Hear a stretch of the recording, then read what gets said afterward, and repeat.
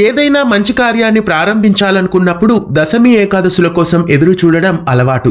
ఏడాది పొడుగునా ఉండే 24 ఏకాదశుల్లో ఆషాఢ శుక్ల ఏకాదశి తొలి ఏకాదశిగా పరిగణిస్తారు.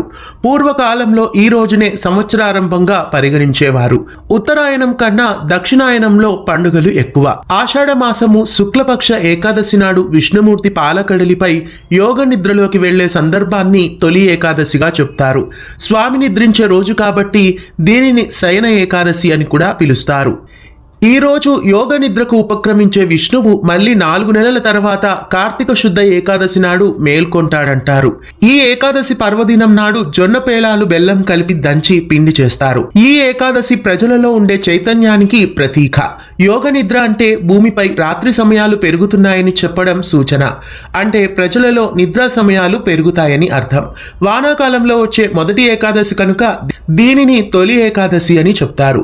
మీ అందరికీ తొలి ఏకాదశి పర్వదిన శుభాకాంక్షలు. ఇలాంటి మరెన్నో ఆసక్తికరమైన వీడియోస్ కోసం మన ఛానల్ని సబ్స్క్రైబ్ చేసి పక్కనే ఉన్న బెల్ ఐకాన్ని యాక్టివేట్ చేయగలరు.